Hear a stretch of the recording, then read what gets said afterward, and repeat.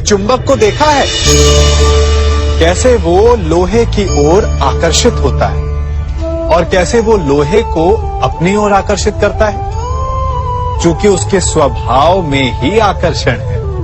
हम सबके भीतर भी एक ऐसा ही चुंबक होता है, विचार का चुंबक, जो सदा अपने ही जैसे विचारों को आकर्षित करता है। हम जो बोते हैं वही काटते हैं। उसी प्रकार हम जैसा सोचते हैं वैसा ही पाते हैं। साधु ईश्वर का नाम जपता है तो उसे ईश्वर मिल जाता है। अर्थात फल हमारी सोच पर निर्भर करता है। ओस की बूंद यदि केले के पत्ते पर गिरे तो वो कपूर बन जाती है, सीप में गिरे तो मोती, और यदि विषधर के मुख में गिरे तो विष।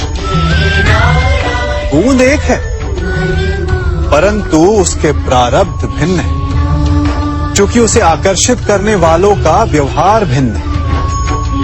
इसलिए ये आप पर निर्भर करता है कि आपको भविष्य में विष चाहिए या अमृत। स्मरण रखें, हम वही बन जाते हैं जैसा हम सोचते हैं, जैसा विश्वास रखते हैं। ये आपका विश्वास ही है जो ये निर्धारित करेगा कि आपको विष मिलेगा या अमृत। इसलिए अपनी सोच को सुदृढ़ रखिए, सकारात्मक रखिए, और फल भी सकारात्मक ही आएगा। जब से ये सृष्टि बनी है, नदी की धारा और चट्टान के मध्य सदा संघर्ष रहा है, परंतु हर बार चट्टान की कठोरता को हारना पड़ता है, और नदी की धारा कोमल होते हुए भी कठोर चट्टान को काट देती है।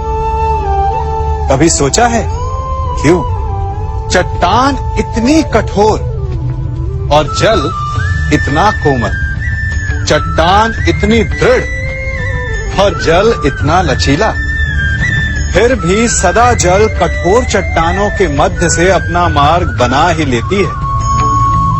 कारण केवल एक है, और वो है लगातार चलने की क्षमता। जल बढ़ता रहता है, चट्टान अडिग रहती है। इसी कारण जल चट्टान को काटकर मार्ग बना लेता है। इसलिए लगातार चलते रहिए, रुकिए मत, क्योंकि चट्टान जैसी हर समस्या को आप भी जल की तरह काट सकते हैं। इस फल को देख रहे हैं आप? अभी अभी अपनी डाल से अलग हुआ है।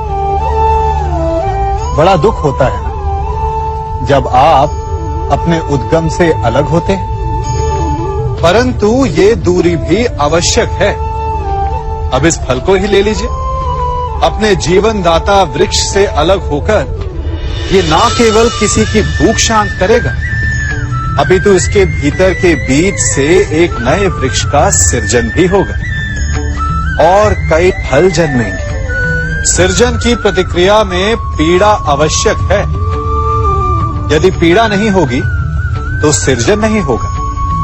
पीड़ा अपने उद्गम से दूर होने, पीड़ा अपनों से दूर होने। इस फल की भांति हम मनुष्यों को भी अपने उद्गम से, अपने सगे संबंधियों से अलग होना पड़ता है, और यही अलगाव एक नए सृजन को, एक नई सृष्टि को, एक नए विकास को जन्म देता है। इसलिए ऐसे अलगाव से दुखी मत होइए, उसका स्वागत कीजिए, क्योंकि ये विकास की नींव है। अपराध वो भावना है जिसके कारण संसार में सदा दुख ही व्याप्त रहता है। हम सब अपराधियों से घृणा करते हैं, उन्हें कोसते हैं, परंतु क्या कभी विचार किया है कि कोई भी जन्म से अपराधी नहीं होता? तो ऐसा क्या कारण है कि कोई इतना बुरा बन जाता है कि वो बुराई की सीमाएं ही पार कर जाए? कारण है कामना।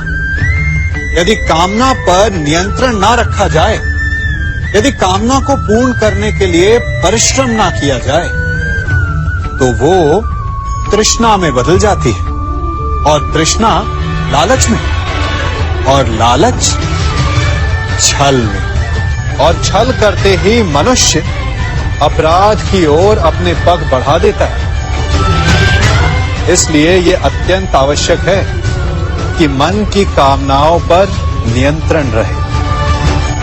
यदि मन पर नियंत्रण रहेगा तो अपराध पर स्वयं ही नियंत्रण हो जाएगा। हम सबका मन करता है कि हम जीवन में ऐसे शिखर पर पहुंचे जहां हमसे ऊपर कोई ना हो, जहां हमें कुछ करने की आवश्यकता ना पड़े, है ना? कुछ लोग इस शिखर पर पहुंच भी जाते हैं, परंतु उनका मन सदा विचलित रहता है। इतनी मनोरंजक बात है ना कि जिस विश्राम को पाने के लिए हम इतनी मेहनत करते हैं, इतना परिश्रम करते हैं, वो हमें मिलता ही नहीं। कारण स्वयं सोचिए, वन का राजा होने के पश्चात भी सिंह को अखेट के लिए परिश्रम क्यों करना पड़ता है? सोचिए। मैं बताता हूं, क्योंकि राजा होने का अर्थ ये नहीं कि वो सदा सोता रहे और मृग स्वयं उसके समक्ष आकर कहेगा कि आइए महाराज, मुझे खाकर अपनी भूख मिटाइए।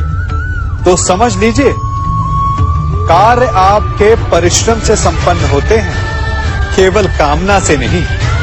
यदि आप नीचे हैं तो सदा स्मरण रखें कि आपका परिश्रम ही आपको ऊंचाइयों पर ले जाएगा, और यदि आप ऊंचाई पर हैं तो वहां पर भी रहने के लिए आपको निरंतर परिश्रम करते रहना होगा। अर्थात परिश्रम से मुक्ति नहीं है, क्योंकि परिश्रम ही जीवन है। सबसे अधिक महत्वपूर्ण क्या है? जीवन, या जो जीवन में पाया, यात्रा, या यात्रा पूर्ण करने के बाद पाया गया लक्ष्य, कर्म या उसके फल? बहुत ही महत्वपूर्ण परंतु विकट प्रश्न है ना? परंतु तनिक धीरज से सोचेंगे तो इसका उत्तर अधिक कठिन नहीं है। यदि जीवन यात्रा है तो उसका लक्ष्य क्या होना चाहिए? स्वयं सोचिए। मान, संतान, धन? नहीं ना। अंतिम लक्ष्य है परम आनंद, और ये अचानक से नहीं मिलता। इसे पाने का केवल एक ही उपाय है, और वही आपका कर्म है, वही आपकी यात्रा भी, और वही आपका प्रारब्ध भी है। और आपको कौन बताता है कि आपके लिए सही क्या है? वो है आपका मन, जो मस्तिष्क की भांति हानि और लाभ नहीं सोचता, जो आपको ये बताता है कि शुभ किसमें, संसार का कल्याण किसमें, आनंद किसमें। यदि आपका मन संयमित है तो वो आपका सबसे महत्वपूर्ण मार्गदर्शक है, जो आपकी यात्रा, आपका लक्ष्य, आपके कर्म और उसके फलों को सबको शुभ बना सकता है।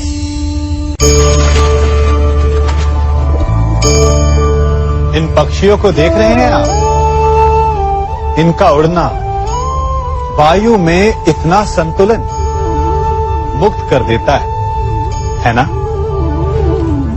इन्हें उड़ते देख आपके मन में भी इच्छा होती होगी कि इन्हीं की भांति आप भी स्वतंत्रता से उड़ पाएं। ईर्ष्या होती है ना, जब आप इन्हें खुले आकाश में ऐसे विचरण करते देखते हैं।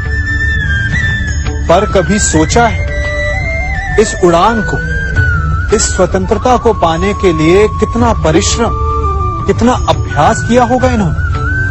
आकाश में उड़ने से पूर्व धरती पर कितना गहन परिश्रम किया होगा इन्होंने? इनके माता पिता ने पहली बार जब इन्हें पंख फड़फड़ाने को उकसाया होगा तो कितनी बार गिरे होंगे।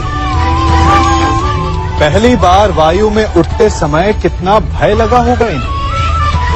अपनी पहली उड़ान के पश्चात धरती पर उतरते समय गिरकर कितनी चोट खाई होगी। इस उड़ान का, इस स्वतंत्रता का ये मूल है।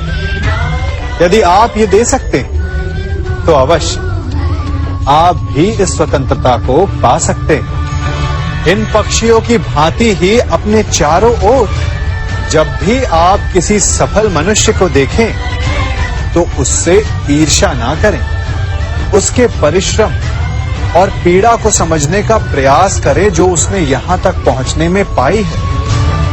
प्रेरणा लें, प्रयास करें और स्वयं भी सफल हो जाएं।